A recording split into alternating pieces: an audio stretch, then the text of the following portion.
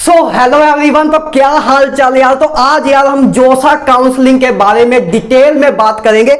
हर एक एंगल से जोसा काउंसलिंग को आज हम देख लेंगे। आज जोसा काउंसलिंग को भी और सीसैप काउंसलिंग को भी आज बिल्कुल डिटेल वे में हम देख लेंगे। इस वीडियो के बाद आपको जोसा काउंसलिंग रिलेटेड कोई भी डाउट नहीं रह जाएगा। आज यार इस वीडियो में आपको जोसा काउंसलिंग, जिसको एक कॉम्प्लेक्स काउंसलिंग भी कह देते हैं क्योंकि लेंथी है, आज इसको मैं एकदम सिंपल वे में आपको समझा दूंगा कि यार कोई 5th क्लास का बच्चा भी अगर मुझे देखेगा तो वो भी आज जोसा काउंसलिंग के बारे में अच्छी तरह समझ जाएगा। तो अगर इस वीडियो को देखने के बाद भी आपको जोसा काउंसलिंग ना समझ आई तो समझ जाना समझ भी नहीं आएगी। बहुत सिंपल वे में बताऊंगा, बहुत ज्यादा सिंपल वे में, ठीक है। तो चलो यार शुरुआत करते हैं जोसा काउंसलिंग के बारे में। तो देखो जोसा काउंसलिंग है क्या, पहले इसके ऊपर बात कर लेते हैं, ठीक है। मैंने एक समरी भी लिखी हुई है कि बाई चांस मैं अगर कोई पॉइंट भूल जाऊं तो इधर से देख के आपको बता दूं, क्योंकि लेंथी प्रोसेस है तो मे भी इतना शायद माइंड में उस टाइम ना आए, तो इसलिए समरी बना के एक रखी हुई है आपके लिए, ठीक है। तो बात करें यार जोसा काउंसलिंग, देखो क्या होती है। देखो आप जेई मेंस का, जेई एडवांस का एग्जाम देते हो, मतलब आईआईटी जेई का एग्जाम देते हो। उसके बाद जो एडमिशन का प्रोसेस होता है और थ्रू एक ऑर्गेनाइजेशन होता है जिसको हम जोसा बोलते हैं। जोसा ही आपका एडमिशन का सीट अलॉटमेंट का प्रोसेस कराता है, मतलब कि आपको कौन सी सीट मिलेगी ये आप जोसा में डिसाइड करते हो, ठीक है। तो देखो जोसा काउंसलिंग के अंदर क्या आता है, जोसा काउंसलिंग क्या, जोसा क्या करता है, जोसा आपकी जो सीट्स होती है जैसे आईआईटीज होती हैं, ठीक है, एनआईटी होती हैं, और आपकी क्या है ट्रिपल आईआईटीज होती हैं, ठीक है, और लास्ट रह गया आपका जीएफटीआई, ठीक है, जीएफटीआई, और एक आईईएसटी शिवपुर भी है, ठीक है, शिवपुर, ठीक है, एक कॉलेज और है, ये आपका वेस्ट साइड में है, ठीक है। तो ये कॉलेजेस हैं जो आपके जोसा काउंसलिंग के अंडर आपको मिलते हैं। इसके देखो जोसा काउंसलिंग में पहली बात कौन कौन बच्चे पार्टिसिपेट कर सकते हैं। जोसा काउंसलिंग के अंदर वो सारे बच्चे पार्टिसिपेट कर सकते हैं जिन्होंने जेई मेंस का एग्जाम दिया हो, जेई मेंस का एग्जाम दिया हो। उनकी रैंक जो मर्जी हो जाए, 10 लाख हो जाए, 5 लाख हो, 7 लाख हो। जेई एडवांस का जो कट ऑफ होता है जेई मेंस पे, जेई मेंस का जो कट ऑफ होता है जेई एडवांस के लिए, और जाए क्लियर हो जाए ना हो, सब लोग जोसा काउंसलिंग में बैठ सकते हैं। हाँ, सीट का नहीं पता कि सीट उनको मिलेगी कि नहीं, जिसका 10 लाख रैंक है उनको सीट मिलेगी कि नहीं ये नहीं पता, ठीक है, लेकिन बैठ जरूर सकते हैं। नहीं मिलेगी वैसे इतना पीछे रैंक पे, लेकिन बैठ जरूर जाएंगे। हाँ, डिपेंड करता है, अगर पीडब्ल्यूडी कैटेगरी के हैं तब शायद मिल भी जाए, ठीक है। तो पहली बात तो यार ये समझ आया कि जोसा काउंसलिंग के अंदर क्या क्या चीजें हैं अपनी। ये जो आपके कॉलेजेस हैं ये हैं, ठीक है। इसमें से जो आपकी आईआईटीज कितनी है 29, एनआईटीज कितनी है 31, ठीक है, ट्रिपल आईटीज कितनी है आपकी 25, और जीएफटीआई आपकी लगभग 29 है, ठीक है। जीएफटीआई कभी कभी नंबर इंक्रीज होता रहता है, हर एक साल 1-2 जीएफटीआई ऐड होती रहती हैं। तो अभी तक तो 29 ही है, मे बी इस साल 1-2 और ऐड हो जाए, ठीक है। और एक कॉलेज आपका ए है, ठीक है। तो ये टोटल इतने कॉलेजेस हैं आपके पास। तो टोटल कितने कॉलेजेस हो गए आपके 60 और 25, और साथ में आपका ये 26 है ट्रिपल आईआईटीज, 26 आपकी ट्रिपल आईआईटीज हैं, 29 31 प्लस तो 20, तो ये आपकी 116 हो गया। 116 कॉलेज हैं टोटल जो आपके जोसा काउंसलिंग के अंडर आपको मिलेंगे, ठीक है। जोसा काउंसलिंग के अंदर आपको एक कॉलेजेस मिलेंगे। अगर एक कॉलेजेस आपके टारगेट हैं तो हमको जोसा काउंसलिंग के जरिए ही जाना होगा अपनी काउंसलिंग के लिए। एक सीसैप काउंसलिंग भी होती है, सीसैप काउंसलिंग होती है जिसके बारे में अभी लास्ट में बिल्कुल बात करेंगे, ठीक है, क्योंकि वो होती भी लास्ट में ही है, ठीक है। तो सीसैप काउंसलिंग में क्या होता है, वो भी सेम जोसा की तरह ही होती है, बस उसमें ये सारे कॉलेजेस पार्टिसिपेट करते हैं, ये सारे कॉलेजेस पार्टिसिपेट करते हैं, आईआईटीज पार्टिसिपेट नहीं करती। सीसैप में आईआईटी पार्टिसिपेट नहीं करती, आईआईटी सिर्फ आपको जोसा काउंसलिंग के अंडर ही मिलती हैं। क्लियर है, कोई दिक्कत तो नहीं, ठीक है। तो अब जोसा काउंसलिंग, पहली बात आपको यह समझ आ गया कि एक ऑर्गेनाइजेशन है जो कि आपको सीट दिलवाती है। आपका जब जेई मेंस में, जेई एडवांस का जब रैंक आ जाता है, उसके बाद आपको अपने रैंक के अकॉर्डिंग कौन से कॉलेज में कौन सी ब्रांच मिलेगी, ये आप जोसा काउंसलिंग के अंडर ही सब प्रोसेस होता है। क्लियर है, ठीक है। तो अब बात आगे करते हैं कि जोसा काउंसलिंग में अब आगे क्या चलना है। तो देखो आज बिल्कुल स्टेप टू स्टेप आराम से चलेंगे, वीडियो लेंथी जरूर होगी, लेकिन आज जो आप रोज देखते रहते हो वीडियोस, समझ कुछ नहीं आता, ठीक है, आधा बताया होता है आधा नहीं बताया होता है, तो आज वो सारी प्रॉब्लम आपकी मैं दूर कर दूंगा। हर एक स्टेप को एक स्टेप टू स्टेप हम चलेंगे और हर एक चीज कवर करते जाएंगे बहुत सिंपल वे में, ठीक है। तो देखो मैंने चीजें लिखी है। सबसे पहला आपका काम क्या होगा, सबसे पहले आप जैसे देखो अभी आप पहली बार जोसा काउंसलिंग स्टार्ट कब होगी, जोसा काउंसलिंग आपकी जब जेई एडवांस हो जाएगा उसके 2-3 दिन बाद ही स्टार्ट हो जाएगी, ठीक है, 2-3 दिन बाद ही स्टार्ट हो जाएगी। तो इसका मतलब हमें पहले से ही तैयार रहना होगा, क्योंकि बहुत से डॉक्यूमेंट्स लगते हैं और 2-3 दिन के अंदर तो डॉक्यूमेंट्स बनेंगे नहीं, इसलिए हमें पहले से ही प्रिपेयर रहना होगा, नहीं तो बहुत प्रॉब्लम हो जाती है। तो चलो बात करना स्टार्ट करते हैं। देखो जो अब जस्ट सपोज करो जैसे आपका जेई एडवांस अभी 3 तारीख को है, तो जैसे ही आपका 3 तारीख को जेई एडवांस होगा, उसके बाद जब आपका रिजल्ट आएगा, जेई एडवांस का रिजल्ट आएगा, उस जैसे ही जेई एडवांस का रिजल्ट आया उसके 2-3 दिन बाद आपकी काउंसलिंग स्टार्ट हो जाएगी। क्लियर है?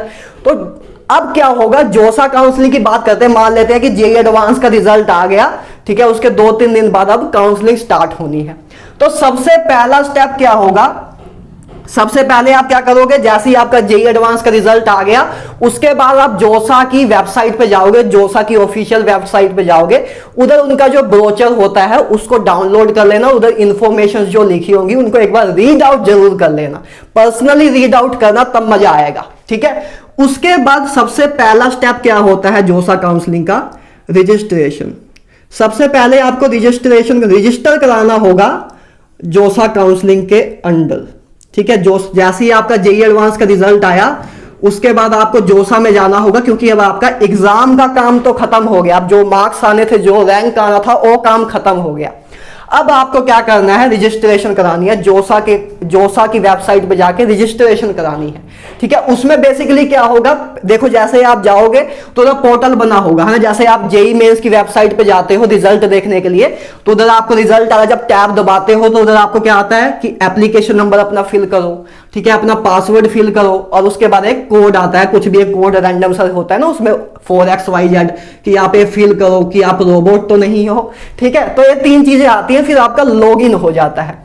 इसी तरह आपका जोसा काउंसलिंग के अंदर भी लॉगिन होगा स्टार्टिंग में, ठीक है, कि पहले आप जो जेई मेंस का जो आपका एप्लीकेशन नंबर था उसको फिल करोगे, फिर आप पासवर्ड फिल करोगे जो आपने जेई मेंस के टाइम सेट किया था, उसके बाद जो कोड एक दिया होगा उसको आप फिल करोगे, तो आप फाइनली रजिस्ट्रेशन फॉर्म में पहुंच जाओगे। और रजिस्ट्रेशन फॉर्म में काफी चीजें पहले से ही लिखी होंगी, जैसे कि रजिस्ट्रेशन, जैसे ही आप इसको फिल करोगे, जैसे ही आप अपना लॉगिन करोगे, उसके बाद आपके पास एक रजिस्ट्रेशन फॉर्म खुल के आएगा, जिसमें आपका रैंक, जो आपका रैंक होता है ना, कैटेगरी रैंक या CRL रैंक, वो पहले से ही लिखा होगा, आपका नेम पहले से ही लिखा होगा, आपके फादर का नेम पहले से लिखा होगा, मतलब बेसिक सी चीजें पहले ही लिखी होंगी, और आपकी कैटेगरी भी पहले से ही लिखी होगी, ठीक है, सब चीजें लिखी होंगी, ठीक है।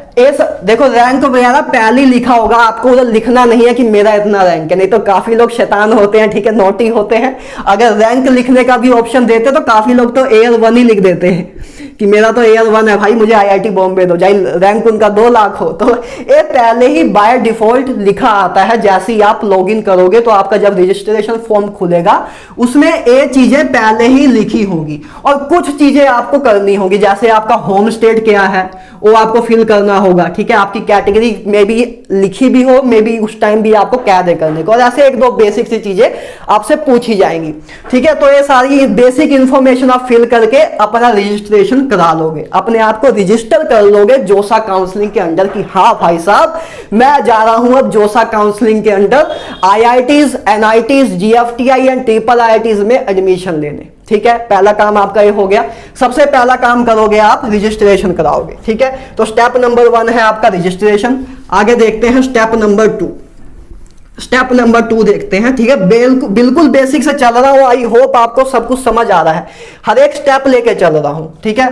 उसके बाद आप चले जाओगे दूसरे स्टेप में। दूसरा स्टेप क्या होगा, दूसरे स्टेप में आपको करना होगा चॉइस फिलिंग। यही सबसे इंपॉर्टेंट पार्ट है। अगर इसमें कुछ गलत हो गया तो आपकी पूरे साल की, 2 साल की, 3 साल की, 4 साल की मेहनत खराब, होता भी है, हर साल बहुत बच्चे होते हैं, मतलब 100-200 से भी ज्यादा बच्चे होते हैं, बहुत बच्चे होते हैं यार। आपको लाइव एग्जांपल दिखा सकता हूं मैं, जिनका रैंक इतना अच्छा था लेकिन कॉलेज उनको एकदम बेकार मिला उनके रैंक के अकॉर्डिंग। चॉइस फिलिंग का टाइम आता है। अब आपको क्या करना होता है, चॉइस फिलिंग करनी होती है। जब एक बार आपने रजिस्ट्रेशन करा लिया, उसके बाद आपको चॉइस फिलिंग करनी होती है। चॉइस फिलिंग का मतलब क्या भैया, चॉइस फिलिंग का मतलब है यार कि आपको लगभग 900 ऑप्शन होंगे, 900 से प्लस ऑप्शन होते हैं अगर आपका एडवांस भी क्लियर है। अगर आपका एडवांस नहीं क्लियर है तो आपको लगभग 400 प्लस ऑप्शन होते हैं फिल करने के लिए। अब भैया इतने ऑप्शन कहां से आ गए? देखो यार, आपके पास क्या थे, 116 कॉलेज थे टोटल, 116 कॉलेज थे। अब हर एक कॉलेज में 7 से 8, 9, 10, 11, 12, 15 ब्रांच भी होती हैं। कोई कोई ब्रांच 13, 14 ब्रांच रखता है एक कॉलेज। तो ऑन एंड एवरेज माने कि अगर एक कॉलेज में 10 ब्रांच है, वैसे तो 10 से कम होती है एवरेज अगर निकाले, तो 8 से 9 ब्रांच तो हर एक कॉलेज में होती है ना। कंप्यूटर साइंस, मैकेनिकल, सिविल, है ना, ये सब चीजें होती है। ट्रिपल IITs में नहीं होती, बाकी सब में होती हैं। तो इसको देखें, इसके अकॉर्डिंग बनता है 1160। तो 10 के अकॉर्डिंग देखा है मैंने, तो आप 116 को अगर 8 से मल्टीप्लाई करोगे, 7 से करोगे, जो 20 का एवरेज आएगा, तो आपको लगभग 900 प्लस ऑप्शन तो दिखेंगे कि 900 प्लस ऑप्शन है। ठीक है, तो 900 प्लस चॉइसेस होती हैं, इसीलिए जो काउंसलिंग है थोड़ी कॉम्प्लेक्स दिखने लग जाती है, क्योंकि 900 प्लस ऑप्शन दिखते हैं। अब हमें समझ नहीं आता किसको पहले रखें, किसको बाद में रखो। देखो, चॉइस फिलिंग में आपको बहुत स्मार्ट रहना पड़ता है। यही एक ऐसा पार्ट है जिसको मैं सुजेस्ट करता हूं कि आप, अगर आपको नॉलेज इतनी नहीं है तो आप किसी काउंसलर से करवा लो, किसी काउंसलर से करा लो, बेनिफिट में ही रहोगे। एक बार गलती कर दी तो सब खराब हो जाएगा। इसलिए या तो खुद अच्छी तरह समझ लेना या तो काउंसलर से करवा लेना। हम भी करवा देते हैं, ठीक है। मैं चीपेस्ट कॉस्ट पे आपकी एक चीज लेके आया हूं। अगर आपको लगता है कि आप नहीं चॉइस फिलिंग करना जानते हो, मतलब आपको नॉलेज नहीं है बेसिकली, कि जैसे काफी बच्चों को नॉलेज नहीं होती कॉलेजेस के बारे में, जैसे पूछते रहते हैं कि college A versus college B क्या ले हम, ठीक है, ये सब चीजें पूछते रहते हैं। जैसे अगर मैं जनरली बात करूं तो जैसे मैं पूछूं कि जैसे मैं NIT जालंधर में हूं, है ना, जैसे मैं भी NIT जालंधर का स्टूडेंट हूं, ठीक है। और मान लो एक स्टूडेंट है जिसको मैंने कहा यार तुझे 2 चीजें मिल रही हैं, मैकेनिकल और ICE। तो मैं उससे अगर पूछूं कि तू क्या लेगा, तो कहेगा यार मैकेनिकल तो नाम सुना हुआ है, मैकेनिकल ले लेते हैं, IC का तो कभी नाम ही नहीं सुना, तो मैकेनिकल ले लेगा। वही उसकी गलती हो जाएगी, वही उसकी गलती हो जाएगी। अगर आपका इंटरेस्ट है फिर नहीं बात कर रहा हूं मैं, लेकिन अगर आपका मेन फोकस प्लेसमेंट है फिर आपकी गलती हो जाएगी। क्योंकि भाई साहब NIT जालंधर में मैकेनिकल से अच्छी प्लेसमेंट ICE की है, ICE की है। तो अगर हमें नॉलेज नहीं है तो इस टाइम पे, इस स्टेप पे आके हमें काउंसलर की हेल्प लेनी होती है। अगर आपको आपके किसी भैया ने या कोई भी आपके आसपास रहते हैं जिन्होंने जोसा काउंसलिंग कभी की हो, अच्छी तरीके से की हो, तो उनसे हेल्प ले लेना। लेकिन विश्वास पूरा होना चाहिए, भरोसा पूरा होना चाहिए, क्योंकि किसी ने हल्का भी कुछ गलत कर दिया तो सब कुछ खराब हो जाएगा। चेंज करने का ऑप्शन एक बार फिक्स हो गया तो नहीं मिलेगा, एक बार फिक्स हो गया तो नहीं मिलेगा। तो चॉइस फिलिंग आपको करनी होती है। बेसिकली आपको एक ऑर्डर बनाना होता है, जैसे 900 ऑप्शन होते हैं आपके पास, तो इन 900 जो ऑप्शन होते हैं, 900 कॉलेजेस के जो ऑप्शन होते हैं, इनको आपको एक इंक्रीजिंग ऑर्डर में लिखना होता है। कि टॉप पे जैसे आपने लिख दिया IIT बॉम्बे की CS, IIT बॉम्बे की CS आपने लिख दी, कि मुझे अगर नंबर 1 पे आपने वो लिख दी कि अगर मुझे IIT बॉम्बे की CS मिल रही है तो मैं वही लूंगा, ठीक है। ऐसे आप लिखते जाओगे, फिर आ जाओगे IIT दिल्ली की CS, ठीक है, IIT खड़गपुर की CS, ऐसे आप भरते आओगे। जो आपको सबसे बेस्ट से बेस्ट चाहिए उसको आप सबसे ऊपर लिखोगे चॉइस फिलिंग में, और जो सबसे नीचे, मतलब बिल्कुल ही अगर कुछ ना मिल रहा हो तब मैं ये ले लूंगा, उसको बिल्कुल नीचे रखोगे। मतलब अपने अकॉर्डिंग जो आपको अच्छा लगता है उस अकॉर्डिंग एक इंक्रीजिंग ऑर्डर बनाओगे, ठीक है। इसका यार चॉइस फिलिंग का एक जर्नल एक ऑर्डर भी आता है। मैं जर्नल ऑर्डर का आपको एक PDF भी दे दूंगा कि आप ऐसे चॉइस फिलिंग कर सकते हो। लेकिन यार बात वही है कि वो जर्नल होता है, ठीक है। मैं आपको कुछ टाइम में ही दे दूंगा, कुछ दिन के अंदर दे दूंगा, टीम वर्क कर रही है उस पर। और अगर मैं ना भी दूं तब भी, वैसे तो मैं दे दूंगा, लेकिन ना भी दूं तो काफी आपको यूट्यूब चैनल्स पे मिल जाएगा।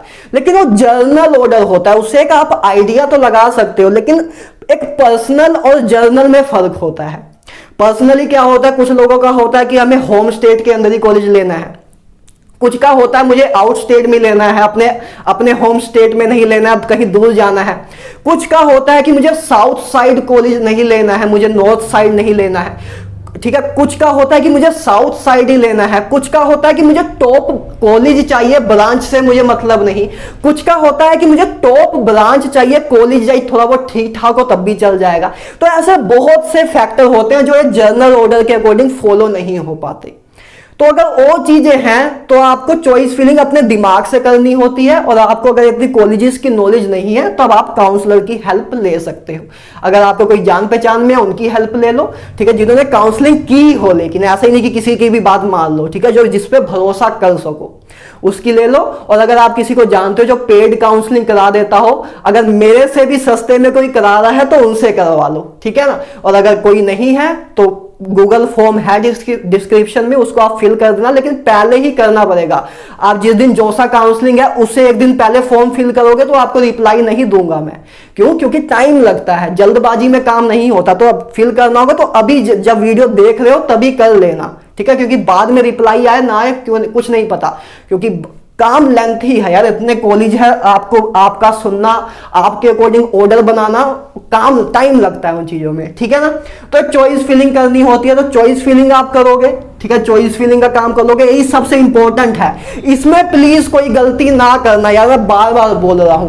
नहीं तो जितना डिजर्व करते हो आप पहले 2 साल एक एक नंबर के लिए फाइट करते रहे कि एक चैप्टर और कर लेता हूं यार, जेई में और अच्छा रैंक आ जाएगा, एक चैप्टर और कर लेता हूं और जेई में अच्छा रैंक आ जाएगा। लेकिन अगर इधर आपने गलती कर दी तो चाहे जितना मर्जी अच्छा आपका रैंक आया हो, आपका कॉलेज बेकार से बेकार भी मिल सकता है। इधर गलती ना करना यार, इधर गलती ना करना। इधर मैं आपको डरा नहीं रहा हूं, आपको सावधान कर रहा हूं, क्योंकि मैं देखता हूं यार बहुत लोग गलतियां करते हैं। आपको यूट्यूब पे भी आप देखोगे तो काफी एग्जांपल मिल जाएंगे कि जिन्होंने एक गलती करके ब्लंडर किए हुए हैं, ठीक है, जिनको IIT दिल्ली में CS तक मिल रही थी वो मैकेनिकल लेके बैठे हुए हैं, ठीक है। प्लेसमेंट ओरिएंटेड बात कर रहा हूं, ठीक है, मैकेनिकल से कोई दुश्मनी नहीं है, लेकिन बाद में उनका मेन फोकस प्लेसमेंट होता है। ज्यादातर लोगों का मेन फोकस तो प्लेसमेंट ही होता है ना, तो वो लोग CS की जगह मैकेनिकल लेके बैठे हुए हैं, ठीक है ना। तो एक गलती हो जाती है, तो चॉइस फिलिंग सही तरीके से करना यही सबसे इंपॉर्टेंट पार्ट है। बाकी सब समझ आ जाता है काउंसलिंग में, यही नहीं समझ आता, क्योंकि इतने ऑप्शन है, कुछ समझ नहीं आता। 2-3 दिन के अंदर सब कुछ भरना होता है, 900 ऑप्शन, समझ नहीं आता कुछ, ठीक है। तो इसका अपने अकॉर्डिंग डिसाइड कर लेना कि आपको नॉलेज है कि नहीं है। नॉलेज नहीं है तो ले लो, सब कुछ आपको यूट्यूब पे मिल जाएगा। और अगर तब भी अगर आप चाहते हो कि बस मैं ऐसी किसी काउंसलर की हेल्प ले लूं, मैं नहीं कर पाऊंगा, गलत कर दूंगा कुछ, तो गूगल फॉर्म है, फीस पे करके अपनी काउंसलिंग करवा लो। एक्सपीरियंस पर्सन को मैंने हायर किए हुए हैं, क्लियर है, ठीक है। तो पहला काम आपने रजिस्ट्रेशन करा दिया, दूसरा काम आपने चॉइस फिलिंग कर दिया, चॉइस फिलिंग कर दिया अब आपने। अब तीसरा स्टेप क्या होगा जोसा काउंसलिंग में, आपको मॉक सीट अलॉटमेंट होगा। तीसरा स्टेप क्या होता है, मॉक सीट अलॉटमेंट। ये क्या होता है भैया, देखो, मॉक सीट अलॉटमेंट, इसमें क्या होगा, आपको हल्का देखो इस चीज में क्या होता है ना, इसमें आपको हल्का हल्का आइडिया दिया जाता है कि एक्चुअल में आपको क्या मिल सकता है। जैसे हम मॉक टेस्ट देते हैं ना, कि जैसे हमने जेई का मॉक टेस्ट दिया, हमारे आए 140 मार्क्स, तो हमें एक हल्का सा माइंड में आता है कि यार जिस दिन मैं जेई का एग्जाम देने जाऊंगा उधर भी शायद 140 130 ऐसे ही करीब नंबर आएंगे, लेकिन एक्चुअल में नहीं आते उतने। आप जितने मॉक टेस्ट में मार्क्स देखते हो अपने, उतने एक्चुअल एग्जाम में नहीं आते, ये आपने फील किया होगा। तो इसी तरह मॉक सीट अलॉटमेंट में भी है। इधर क्या होता है कि आपको आइडिया दिया जाता है कि जो आपने चॉइस फिलिंग की है उसके अकॉर्डिंग आपको कौन सी सीट अलॉट हो सकती है, ठीक है। तो जैसे आपको इधर आ गया कि मान लो इधर आ गया आपको कि आपको मिल रही है, मान लो मिल रही है कि NIT इलाहाबाद में आपको मान लो कह रहे हैं केमिकल मिल रही है, ठीक है, केमिकल मिल रही है आपको। अलॉटमेंट मतलब मॉक सीट अलॉटमेंट आएगा, इसमें आपको बस गैस दिया जाएगा कि आपको ये सीट मिल सकती है, लेकिन ये फिक्स नहीं है, ठीक है। और ये भी हो सकता है कि इधर आपको मॉक सीट अलॉटमेंट में कोई सीट ही ना मिले, कोई सीट दिखाए ना, तो डरना ना उस चीज से कि मुझे तो कोई सीट मिल ही नहीं रही है मॉक सीट अलॉटमेंट में। बहुत लोगों को मॉक सीट अलॉटमेंट पे सीट नहीं मिलती है, लेकिन लास्ट में मिल जाती है, तो बस इधर से कोई ज्यादा कंक्लूजन हम नहीं निकाल सकते।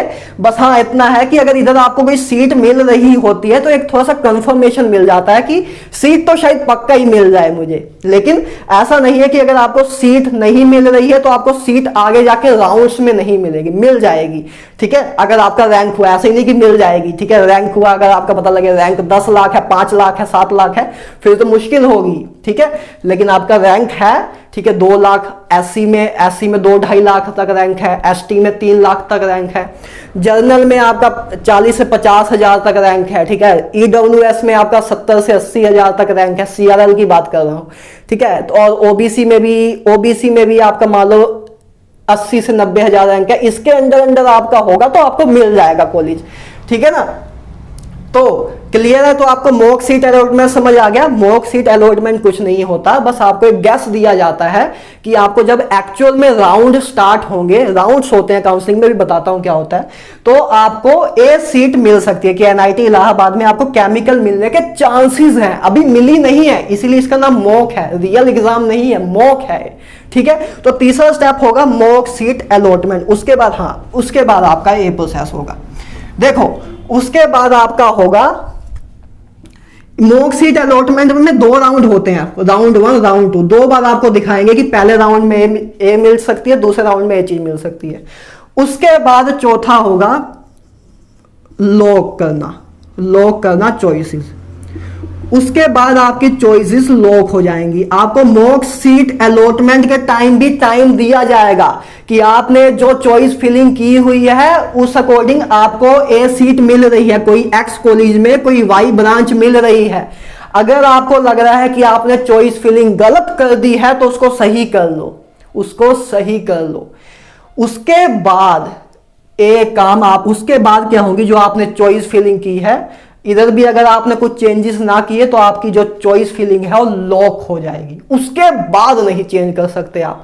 फिर जाइए आप हाई कोर्ट चले जाओ, सुप्रीम कोर्ट चले जाओ, आपकी गलती होगी। ठीक है, आपकी गलती होगी। ठीक है, तो लॉक चॉइस हो जाएंगी, चॉइस आपकी लॉक हो जाएंगी। आप खुद भी लॉक कर सकते हो, और अगर आप एक लॉक नहीं करोगे तो ऑटोमेटिकली भी हो जाएगी, जो इसकी लास्ट डेट जब आएगी।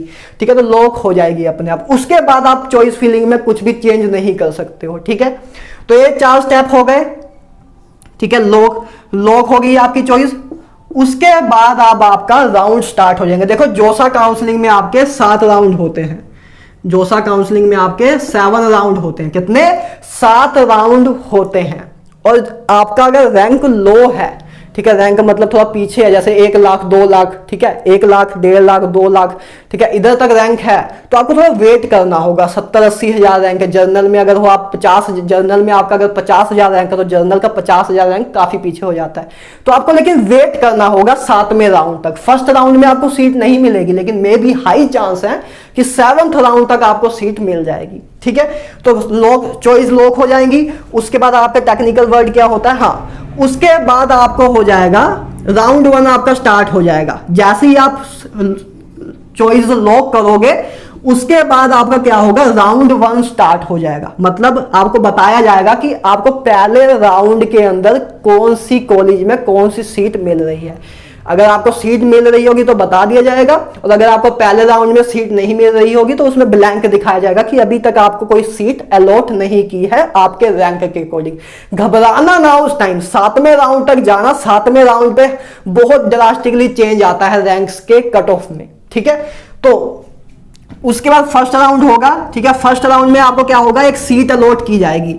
ठीक है, फर्स्ट राउंड का अलॉटमेंट हो आएगा। ठीक है, किस टेक्निकल वर्ड क्या है, announcement of seat allocation result.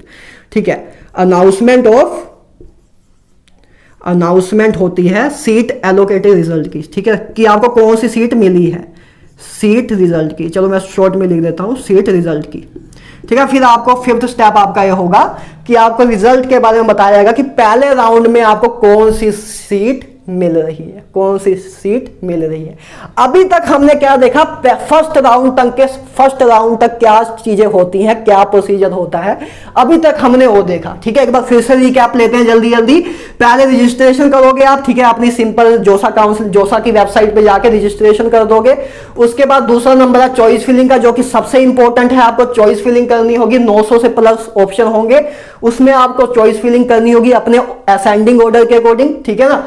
उसके बाद तीसरा स्टेप आपका होगा कि आपको जो आपने चॉइस फिलिंग की है उस अकॉर्डिंग आपको मॉक सीट अलॉटमेंट होगी, कि आपको एक अंदाजा दिया जाएगा कि जो आपने चॉइस फिलिंग की है उस अकॉर्डिंग आपको कौन सा कॉलेज मिल रहा है।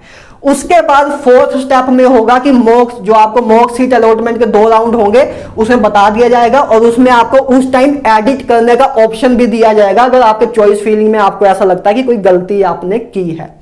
उसके बाद आपकी जो चॉइस फिलिंग है वो लॉक हो जाएगी। जब चॉइस फिलिंग लॉक हो जाएगी उसके 1-2 दिन बाद ही आपका पहला राउंड का रिजल्ट आ जाएगा, फर्स्ट राउंड का रिजल्ट आ जाएगा। और फर्स्ट राउंड में आपको बताया जाएगा, अनाउंसमेंट ऑफ सीट बताया जाएगा कि फर्स्ट राउंड में आपकी सीट मिली है आपको कि नहीं मिली है, उसके बारे में बताया जाएगा। अगर आपको फर्स्ट राउंड में सीट मिली होगी, ठीक है, उसके बाद का प्रोसेस आगे अब देखते हैं। और फर्स्ट राउंड में अगर नहीं भी मिली होगी उसके आगे का प्रोसेस भी देखते हैं। पहले इतना क्लियर, जो स्टार्टिंग में होता है, स्टार्टिंग के 1 हफ्ते 10 दिन में ये सारा काम होता है आपका, ये सारा काम आपका होता है। ठीक है, अभी डॉक्यूमेंट्स की बात बाद में आएगी, ठीक है, उसका भी देखते हैं।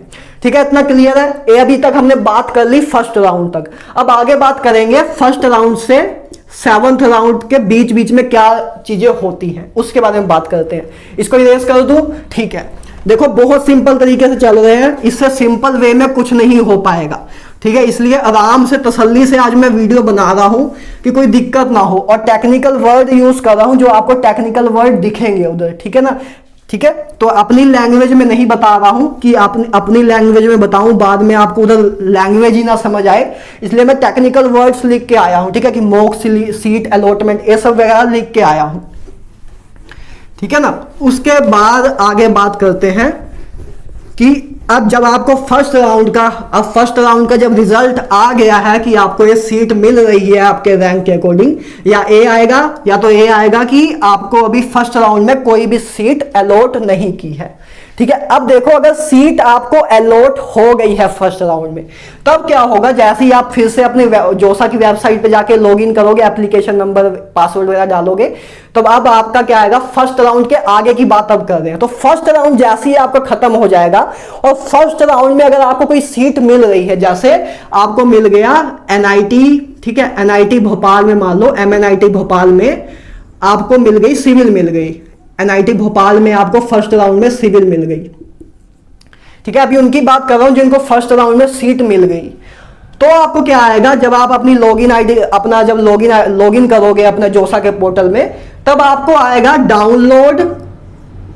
Download seat allotment letter, seat allotment letter, ये चीज आएगी। मतलब आपको एक टैब दिखेगा जब आप लॉगिन करोगे अपने पर्सनल अपने उसमें लॉगिन करोगे आईडी पासवर्ड देके, तब आपको अपने पोर्टल पे ये दिखेगा डाउनलोड सीट अलॉटमेंट, ऐसा एक टैब दिखेगा। ठीक है, ऐसा एक टैब दिखेगा, और जब इसको आप क्लिक करोगे, ऐसे इसको क्लिक करोगे अपने हाथों से अपने फोन को, ठीक है, तब आपका वो डाउनलोड हो जाएगा सीट अलॉटमेंट लेटर। उसमें मतलब क्या लिखा होता है, उसमें लिखा होता है, डियर दलजीत सिंह, आपको इस कॉलेज में ए ब्रांच मिल चुकी है। ठीक है ना, ये चीज आपकी इसमें लिखी होगी। तो पहला काम ये होगा कि आपको सीट अलॉटमेंट लेटर आएगा जब आपको अगर फर्स्ट राउंड में सीट मिल गई। अगर नहीं मिली तब आपको अभी सेकंड राउंड के रिजल्ट का वेट करना होगा। ठीक है, पहला काम तो ये हो गया। ठीक है, तो अब आगे बात करते हैं। ठीक है, ये तो उनकी बात कर ली जिनको सीट पहले राउंड में ही मिल गई, और बहुत से लोगों को पहले राउंड में नहीं मिलती।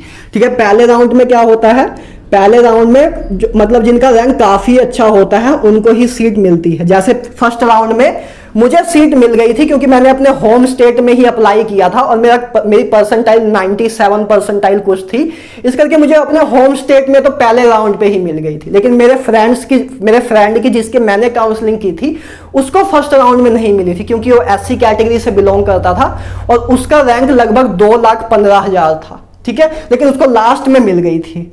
ठीक है, प्रिंट आपको अलॉटमेंट लेटर को प्रिंट कर लेना है फर्स्ट राउंड के बाद। ठीक है, ये काम हो जाएगा। और आपको अगर पहला स्टेप तो यही है, और अगर आपको मतलब वो नहीं आया, मतलब फर्स्ट राउंड में आपको सीट नहीं मिली, तब आपको अब सेकंड राउंड में जाना है। आपको अब सेकंड राउंड में जाना है, और जब तक सीट नहीं मिलेगी तब तक आपको, जब तक आपको पहली कोई सीट अलॉट नहीं होती तब तक आपको कुछ नहीं करना है, बस ऐसे राउंड में जाते रहना। जैसे आपको फर्स्ट राउंड में सीट नहीं मिली तो आप सेकंड राउंड के रिजल्ट का वेट करोगे, सेकंड राउंड में सीट भी नहीं मिली तो थर्ड राउंड का वेट करोगे, थर्ड में भी नहीं मिली फोर्थ राउंड का वेट करोगे, ऐसे वेट करते रहोगे जब तक आपको पहली सीट ना मिल जाए। अब जब आपको मान लो कि फोर्थ राउंड में सीट मिल गई, ठीक है, फोर्थ राउंड में आपको कोई सीट अलॉट कर दी गई, या किसी भी राउंड में मान लो, जैसे इसको फर्स्ट राउंड में अलॉट हो गई, या फोर्थ राउंड में, या सिक्स्थ राउंड में, जिस राउंड में भी सीट अलॉट हो गई उसके बाद अब कुछ ऑप्शन होंगे, अब कुछ टेक्निकल चीजें आपको सीखनी होगी, ठीक है। अब बात कर रहे हैं जब आपकी सीट अलॉट हो गई है, ठीक है, अब आपकी सीट अलॉट हो गई है, तो जब आपकी सीट अलॉट हो जाएगी, आपको कोई सीट मिल जाएगी किसी भी राउंड में, पहले राउंड में भी मिल सकती है, दूसरे में भी, तीसरे में भी, चौथे में भी, पांचवें में भी, छठवें में भी, ठीक है। तो आपको सीट जब अलॉट हो जाएगी, तब सीट जैसी अलॉट होगी उसके बाद आप अलॉटमेंट लेटर अपना डाउनलोड कर लोगे। अब उसके आगे की बात करते हैं कि आपको किसी जगह पे कोई सीट आपको मिल गई, ठीक है। अब आगे की बात करते हैं, अब आपको सीट मिल गई, तो देखो सीट मिलने के बाद अब हमें दो चीजें समझनी है। फिर देखो अब हमें समझना है इन चीजों को, फ्रीज, फ्लोट एंड स्लाइड, ठीक है। बहुत सिंपल सी चीजें हैं, वैसे ही बस घुमाया जाता है, आपको डराया जाता है, पहले आपने देखा नहीं होता इस करके आपको डर लगता है, लेकिन बहुत सिंपल सी चीजें हैं, ठीक है। और एक ऑप्शन वो भी होता है विदड्रॉ का, ठीक है। इसीलिए मैं पहले से ही एक समरी बना के लेके आया हूं यार, कि एक सिस्टमैटिक वे में हो जाए, ठीक है, एक सिस्टमैटिक वे में मैं आपको बता पाऊं, ठीक है। तो देखो अब जैसे ही आपको सीट अलॉट हो जाएगी किसी राउंड में, तो आपने अलॉटमेंट लेटर डाउनलोड कर लिया, उसके बाद अब काम आगे स्टार्ट होगा। अब ये एग्जांपल्स लेके चलते हैं, तब ज्यादा समझ आएगा कि ये चीजें हैं क्या। फॉर एग्जांपल आपको मान लो NIT जालंधर में, ठीक है, NIT जालंधर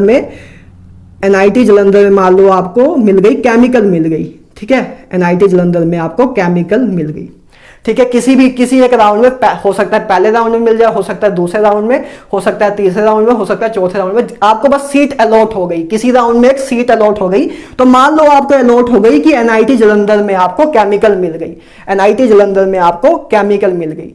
अब आप चाहते हो कि मैं इससे भी अच्छा कॉलेज चाहता हूं, या इससे भी अच्छी ब्रांच चाहता हूं, तो उधर अब ये ऑप्शन खुलेंगे, सपोज आपने जब चॉइस फिलिंग की थी, स्टार्टिंग में रजिस्ट्रेशन के बाद चॉइस फिलिंग की थी, तो आपने मे बी चॉइस फिलिंग में मान लेते हैं आपने भरा हो कि चॉइस फिलिंग में आपने भरा हो कि NIT इलाहाबाद, हाँ, MNIT इलाहाबाद में आपने भरा हो कि MNIT इलाहाबाद में सिविल मान लो, इसका भी मान लो, चलो इधर कुछ भी मान लो या मैकेनिकल मान लो, ठीक है, एग्जाम्पल ही ले रहे हैं, ठीक है। ए में लिखा हो, और मान लो कहीं इधर ए भी लिखा हो कि NIT जे में आपने लिखा हो IC, चलो IC मान लेते, मेरी ब्रांच मान लेते हैं, ठीक है। मान लो आपने ऑर्डर भरा हुआ था, आपने बीच में भी कुछ कॉलेजेस होंगे, ऐसे भी बीच में कुछ कॉलेज होंगे, एग्जांपल से ले रहे हैं, ठीक है, कि आपने जो चॉइस फिलिंग की थी उसमें MNIT इलाहाबाद MNIT इलाहाबाद की मैकेनिकल को ऊपर रखा था।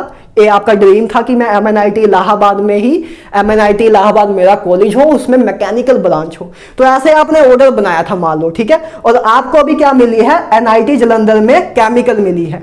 अब आपने NIT जालंधर से ऊपर भी चॉइस फिलिंग के ऑर्डर में क्या भरा है, NIT जालंधर की IC, कि NIT जालंधर के केमिकल से मैं ज्यादा बेटर प्रेफर करता हूं NIT जालंधर की IC, ठीक है, इसको मैं प्रेफर करता हूं, हाँ, इसीलिए काम आती है चीज। फॉर एग्जांपल अगर आपने छोटी सी गलती कर दी होती कि NIT जालंधर की IC को नीचे लिख देते और NIT जालंधर की केमिकल को ऊपर लिख देते, मतलब इंटरचेंज कर दो, मान लो अगर इनको आप इंटरचेंज कर देते, तो NIT जालंधर की आपको केमिकल मिल जाती, फिर आप NIT जालंधर की IC ले ही ना पाते कभी, क्योंकि आपने NIT जालंधर की IC तो नीचे भरी है। मतलब मैं कह रहा हूं कि अगर इन दोनों को आप इंटरचेंज कर दो कि मतलब NIT जालंधर की, ठीक है, एग्जांपल से समझा रहा हूं, सब कुछ समझ लेना आज ही, ठीक है। NIT जालंधर की सपोज आपको केमिकल आपने ऊपर भर दी, ठीक है, NIT जालंधर की आपने, NIT जे की IC आपने नीचे भर दी। तो केमिकल का कट ऑफ तो लो जाता है, केमिकल का कट ऑफ लो जाता है, आईसी का हाई जाता है, ठीक है। तो आपको एनआईटी जालंधर की केमिकल मिल गए, एनआईटी जालंधर की अब आपको केमिकल मिल जाएगी। तो अब आप ये नहीं कह सकते कि मुझे एनआईटी जालंधर की आईसीबीएम ट्राई करना है। अब जो नीचे वाले जो एनआईटी जालंधर की केमिकल के नीचे जितने भी कॉलेज आपने भरे थे वो सब अब बंद हो जाएंगे, उनमें अब आप कुछ नहीं ले सकते। अब आप ऊपर ही जा सकते हो, नीचे नहीं आ सकते, क्योंकि आपने जो ऑर्डर बनाया था उसमें आपने कहा था कि मैं एनआईटी जालंधर की केमिकल को ऊपर रखूंगा, एनआईटी जालंधर की आईसी को नीचे रखूंगा, कि केमिकल मिलेगी तो मैं ज्यादा प्रेफर करूंगा एज कंपेयर टू आईसी। यही गलतियां होती हैं, यही गलतियां होती हैं। कभी कभी हम गलती कर देते हैं कि एनआईटी जालंधर की आईसी को एनआईटी जालंधर की केमिकल से नीचे रख देते हैं, और 900 चॉइसेस होती हैं, 900 चॉइसेस होती हैं, तो कभी कभी कुछ गलती कर देते हैं। तो बस इन्हीं चीजों को ध्यान रखना है, चॉइस फिलिंग ध्यान से करनी है, बाकी सारा काम आसान है, ठीक है। अब बात कर लेते हैं, ये तो मैंने आपकी गलती बताया था कि जो गलती हो जाती है, ठीक है ना। और ये बता रहा था कि अब वापस आप नीचे नहीं आ सकते। अगर आपको एनआईटी जालंधर की केमिकल मिल गई तो अब आप नीचे, जो आपने अगर एनआईटी जालंधर की आईसी अगर नीचे भरी हुई है तो आप नीचे अब नहीं जा सकते, अब आप ऊपर ही जा सकते हो। कि एनआईटी जालंधर से, एनआईटी जालंधर की केमिकल के ऊपर आपने भरा हो, मान लो एनआईटी इलाहाबाद की सीएस या मैकेनिकल, तो आप ऊपर तो जा सकते हो कि मुझे इससे बेटर कॉलेज जो ऊपर है उनमें अगर कोई सीट मिल जाए तो मैं आगे उनको भी ले सकता हूं। लेकिन अब नीचे नहीं आ सकते कि ओ भाई साहब मैं तो ऊपर चला गया, मुझे एनआईटी जालंधर की केमिकल नहीं, एनआईटी जालंधर की आईसी चाहिए, तब नहीं जा सकते आप। इसलिए अपना जो ऑर्डर बनाना होता है हमें, वो अपने डिजायर के अकॉर्डिंग हमें बनाना होता है कि मुझे एक कॉलेज मिलेगा, इस ब्रांच मिलेगी तो मैं यही लूंगा, ठीक है। तो उस अकॉर्डिंग चीजें करनी होती हैं। अब ये बात कर लेते हैं इन तीनों चीजों की, फ्रीज, फ्लोट और स्लाइड की। ये चीजें क्या है, देखो तीन चीजें हैं। पहले तो हमने एक एग्जांपल ली कि आपको मान लो किसी राउंड में एनआईटी जालंधर में केमिकल मिल गई, एक एग्जांपल से समझ रहे हैं। अब तीन चीजें उधर आपके पास आएंगी, अब फ्रीज, फ्लोट, स्लाइड। किसी एक राउंड में आपको सीट अलॉट हो गई, ठीक है, मान लो आपको फोर्थ राउंड में पहली सीट अलॉट हुई, वो मिली आपको एनआईटी जालंधर में केमिकल। अब उधर आपको बेसिकली चार ऑप्शन दिखेंगे, जिसमें से बेसिकली हमें इन तीनों को ही ज्यादा अगर बच्चे करते हैं, लेकिन मैं उसको ही बता दूंगा, ठीक है। देखो अब तीन ऑप्शन मिलेंगे, freeze, float and slide. Freeze का मतलब क्या होता है, फ्रीज का मतलब होता है जम जाना, है ना। फ्रीज का मतलब होता है जम जाना। मतलब अगर आपने फ्रीज का ऑप्शन क्लिक कर दिया, फ्रीज का ऑप्शन क्लिक कर दिया, तो मतलब उसका मतलब यह है कि जो आपको कॉलेज मिला है, जो कॉलेज में आपको मिला है, उसमें जो ब्रांच मिली है, आप उससे कंप्लीटली सेटिस्फाइड हो, कि आपको एनआईटी जालंधर की केमिकल से आप जैसे कंप्लीटली सेटिस्फाइड हो, तब आप फ्रीज का ऑप्शन दबाओगे, ठीक है। लेकिन ये ज्यादा अगर मैं प्रेफर नहीं करता, अगर आपने चॉइस फिलिंग सही तरीके से की है तब, ठीक है। तो फ्रीज ज्यादा अगर बच्चे करते भी नहीं है, फ्लोट और स्लाइड का ऑप्शन ही चूज करते हैं, क्योंकि फ्रीज कर दिया तो आपको एनआईटी जालंधर की केमिकल से बेटर जो ऊपर कॉलेजेस हैं उसमें आप अब मतलब अपना देख नहीं पा, मतलब अपने चांसेस नहीं ले सकते, ठीक है। तो फ्रीज का मतलब क्या है कि आपको जो सीट अलॉट हो गई है, आप सेटिस्फाइड हो कि मैं यही सीट लूंगा, ठीक है। फ्लोट का मतलब क्या होता है, फ्लोट का मतलब होता है तैरना, ऊपर फ्लोट करना ना, फ्लोट करना ऊपर को। फ्लोट का मतलब क्या होता है कि एनआईटी जालंधर की केमिकल से जो ऊपर मैंने जो जितने भी कॉलेज भरे थे, जैसे एनआईटी इलाहाबाद की मैकेनिकल मैंने एनआईटी जालंधर की केमिकल से ऊपर फिल की थी। तो फ्लोट का मतलब यह है कि ठीक है, अगर मुझे कोई कॉलेज मिला, अगर मुझे कोई कॉलेज एनआईटी जालंधर की केमिकल से ऊपर अगर जो है वो अगर मुझे मिला तो मैं वो ले लूंगा। अगर मुझे कोई ऊपर का कॉलेज अगले राउंड्स में नहीं मिला तो मैं एनआईटी जालंधर की केमिकल ही ले लूंगा। मतलब जब आप फ्लोट का ऑप्शन दबाओगे, फ्लोट का ऑप्शन दबाओगे, जैसे आपको फोर्थ राउंड में एनआईटी जालंधर की केमिकल मिल गई थी, अगर आपने फ्लोट के ऑप्शन को क्लिक किया कि मैं नेक्स्ट राउंड में फ्लोट करना चाहता हूं, उसका मतलब क्या होगा कि फिफ्थ राउंड में मेरी उम्मीद ये है कि मेरी कोशिश ये है कि मुझे फिफ्थ राउंड में एनआईटी जालंधर की केमिकल से ऊपर वाली चीजें मिल जाए, कि एनआईटी जालंधर की आईसी ही मिल जाए, तो आप फ्लोट का ऑप्शन दबाओगे, ठीक है। या आपका ऑप्शन मतलब मेन मान लेते हैं कि आपका मेन टारगेट ये है कि एनआईटी इलाहाबाद में मैकेनिकल मिल जाए, तो आप फ्लोट का ऑप्शन दबाओगे कि एनआईटी जालंधर की केमिकल से ऊपर है एमएनआईटी इलाहाबाद, तो मुझे फोर्थ राउंड में चलो एनआईटी जालंधर की केमिकल तो मिल गई, लेकिन मैं नेक्स्ट राउंड में चाहता हूं कि इससे भी अच्छी चीजें मिल जाए, कि एमएनआईटी इलाहाबाद में मैकेनिकल मिल जाए। तो आप फ्लोट दबाओगे तो आगे आपका राउंड जाते रहेंगे, फोर्थ फिफ्थ राउंड आएगा, सिक्स्थ राउंड आएगा, सेवंथ राउंड आएगा, तो ऐसे आपका जाता रहेगा। और आपको अगर एमएनआईटी इलाहाबाद में सीट मिल रही होगी तो एनआईटी जालंधर की केमिकल की सीट आपकी कैंसिल कर दी जाएगी और आपको एमएनआईटी इलाहाबाद की दे दी जाएगी। और बाई चांस आपने फोर्थ राउंड में जो आपको सीट मिली थी, ठीक है, आपने फ्लोट का ऑप्शन फिफ्थ राउंड में दबाया, तो आपको मान लो फिफ्थ राउंड में भी सीट कोई और नहीं मिली, अभी भी एनआईटी जालंधर की केमिकल ही मिल रही है। सिक्स्थ राउंड में भी मान लो कोई चेंज नहीं आया, ठीक है, सेवंथ राउंड में भी कोई चेंज नहीं आया, कोई चेंज नहीं आया, तो आपको बस फिर आपके एनआईटी जालंधर की केमिकल तो सेफ रहेगी जब आपने, मतलब काफी बच्चों का डाउट ये भी होता है कि भैया अगर मैं फ्लोट का ऑप्शन क्लिक कर दूं, फ्लोट का ऑप्शन क्लिक कर दूं, फ्लोट का मतलब ये होता है कि जो कॉलेज मुझे अभी मिल रहा है उससे मैं ऊपर के कॉलेज भी लेने की इच्छा व्यक्त करता हूं। तो अगर आपने फ्लोट का ऑप्शन दबाया तो काफी बच्चों का डाउट ये भी होता है कि भैया अगर मैंने फ्लोट का ऑप्शन दबाया तो मुझे एनआईटी जालंधर की केमिकल से ऊपर की कोई सीट ना ही मिली, अगर फिफ्थ राउंड में भी, सिक्स्थ राउंड में, सेवंथ राउंड में भी, तो क्या मेरी ये सीट भी मेरे से ले ली जाएगी? नहीं। जब तक आपको कोई और सीट नहीं मिल जाती तब तक ये सीट आपकी सेफ रहेगी। अगर आपको लेकिन सीट मिल गई, जैसे आपको एमएनआईटी इलाहाबाद में मैकेनिकल मिल गई, तब आपकी ये सीट कैंसिल हो जाएगी, अब आपको एमएनआईटी इलाहाबाद अलॉट कर दी जाएगी, फिर से आप अलॉटमेंट लेटर डाउनलोड कर दोगे। ठीक है, क्लियर है, समझ आया? फ्लोट का मतलब है कि जो हमें चॉइस सीट मिली है उससे ऊपर के कॉलेज में भी अभी हम ट्राई करना चाहते हैं। ठीक है, स्लाइड का मतलब क्या है? स्लाइड का मतलब होता है कि एक पर्टिकुलर कॉलेज के अंडर ही मैंने ब्रांच कुछ करना है। जैसे एनआईटी जालंधर में आपको केमिकल मिल रही थी, अब आप चाहते हो कि मेरा कॉलेज तो एनआईटी जालंधर ही हो, अब आप चाहते हो कि मेरा कॉलेज तो एनआईटी जालंधर ही हो लेकिन मेरी ब्रांच आईसी हो, तब आप स्लाइड का ऑप्शन भी क्लिक कर सकते हो, तब आप स्लाइड का ऑप्शन भी क्लिक कर सकते हो। मतलब स्लाइड और फ्लोट में एक सिंपल सा डिफरेंस है, जो फ्लोट है, फ्लोट के जरिए आप किसी भी कॉलेज में मतलब ट्राई कर सकते हो। जैसे एनआईटी जालंधर की केमिकल से आप अगर फ्लोट करते हो तो आप एमएनआईटी इलाहाबाद की मैकेनिकल भी ले सकते हो। लेकिन स्लाइड का मतलब क्या होता है? अगर आप स्लाइड का ऑप्शन दबाते हो, अगर आप स्लाइड का ऑप्शन दबाते हो, उसका मतलब क्या है कि मैं कॉलेज से तो अपने सेटिस्फाइड हूं, मैं अपने कॉलेज से तो सेटिस्फाइड हूं, बस ब्रांच चेंज करना चाहता हूं कि मैं एनआईटी जालंधर से तो सेटिस्फाइड हूं कि मुझे एनआईटी जालंधर ही चाहिए, लेकिन केमिकल नहीं, मैं इससे अच्छी ब्रांच चाहता हूं, आईसी चाहता हूं। तो आप बस स्लाइड का ऑप्शन दबाओगे तो अगर आपको फिफ्थ राउंड में, सिक्स्थ राउंड में, सेवंथ राउंड में अगर एनआईटी जालंधर की आईसी मिल गई तो बस ठीक है, आपको मिल गई, काम खत्म। ठीक है, और लेकिन अगर फ्लोट का ऑप्शन क्लिक करते हो, उसका मतलब क्या? फ्लोट का ऑप्शन क्लिक करते हो तो आप एनआईटी जालंधर से ऊपर, एनआईटी जालंधर की केमिकल से ऊपर जितने भी आपने ऑप्शन भरे हैं उस सब में वो ट्राई करेगा, चाहे वो आप मतलब एनआईटी जालंधर का हो चाहे किसी और कॉलेज का हो। बात क्लियर है? कोई कंफ्यूजन तो नहीं है? फ्रीज, फ्लोट, स्लाइड क्लियर है। फ्रीज का मतलब यह है कि अगर आपको फॉर एग्जांपल फोर्थ राउंड में एनआईटी जालंधर में केमिकल मिल गई थी तो आप सेटिस्फाइड हो, अगर आप सेटिस्फाइड हो, अब आगे आप काउंसलिंग में पार्टिसिपेट नहीं करना चाहते तो बस आप इसको फ्रीज कर दो कि ये सीट मेरी सेव करके रख लो, अब मेरा इसी में एडमिशन लेने जा रहा हूं।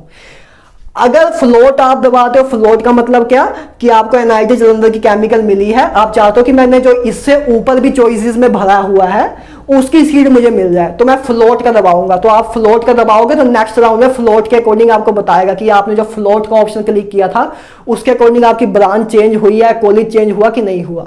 मतलब फ्लोट में क्या होता है? फ्लोट, अगर आप फ्लोट का ऑप्शन दबाते हो तो इसका मतलब आप इच्छा अपनी व्यक्त करना चाहते हो कि मुझे कॉलेज भी चेंज करना है अपना और ब्रांच भी चेंज करनी है। समझे कि मैं कॉलेज चेंज करने में भी इच्छा रखता हूं और अपनी ब्रांच चेंज करने में भी इच्छा रखता हूं, कि मैं एनआईटी जालंधर में नहीं, MNIT इलाहाबाद में जाना चाहता हूं, तो फ्लोट का मतलब आप कॉलेज भी अपना चेंज करना चाहते हो। स्लाइड का मतलब क्या कि आप कॉलेज से तो सेटिस्फाइड हो कि मुझे चाहिए तो NIT जलंधर ही, लेकिन ब्रांच केमिकल नहीं IC चाहिए, तो आप स्लाइड का ऑप्शन दबा दोगे। तो अब आप स्लाइड का ऑप्शन दबा दोगे कि कॉलेज से तो सेटिस्फाइड हूं, बस ब्रांच से नहीं हूं। फ्लोट का ऑप्शन कब दबाओगे? जब कॉलेज और ब्रांच दोनों आपको चेंज करनी हो, ठीक है, तब आप फ्लोट का ऑप्शन दबाओगे। क्लियर है? आई होप क्लियर हो रही हो चीजें, ठीक है ना। एक और ऑप्शन होता है विदड्रॉ का। विदड्रॉ का मतलब तो सिंपल सा क्लियर है ना। विदड्रॉ का ऑप्शन सिंपल से क्लियर है कि मैं काउंसलिंग से बाहर होना चाहता हूं, कि काउंसलिंग से मैं बाहर होना चाहता हूं, अब मैं काउंसलिंग में पार्टिसिपेट नहीं करना चाहता हूं, कि मैं अब ड्रॉप लूंगा। काफी लोग काउंसलिंग में पहले पार्टिसिपेट तो कर लेते हैं, बाद में विदड्रॉ करा लेते हैं कि यार नहीं, मुझे अच्छी ब्रांच या अच्छा कॉलेज तो मिल ही नहीं रहा है, इससे अच्छा मैं काउंसलिंग से बाहर हो जाता हूं और ड्रॉप ले लेता हूं, तो इसलिए वो विदड्रॉ का ऑप्शन दबा देते हैं। ठीक है ना, क्लियर है? ठीक है, तो आगे अब बात करते हैं। इतना क्लियर हो गया, ठीक है, फ्रीज फ्लोट ये सारा क्लियर हो गया।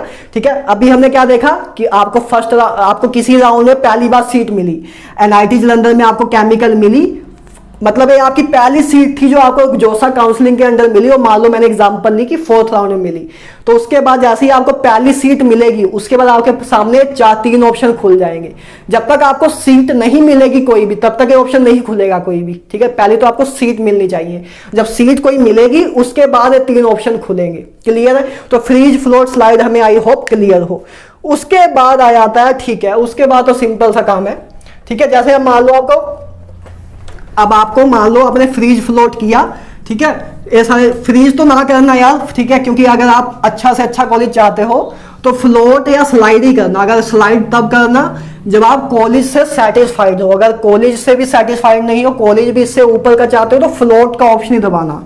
ठीक है, ज्यादातर बच्चे फ्लोट का ऑप्शन दबाते हैं, लेकिन स्लाइड भी बेटर है अगर आप कॉलेज से सेटिस्फाइड हो कि मैं इसी कॉलेज में जाना तो चाहता था, बस ब्रांच चेंज करना चाहता हूं। ठीक है, तो ठीक है, तो हमारी एग्जांपल ही समझा रहा हूं, ठीक है, बार बार।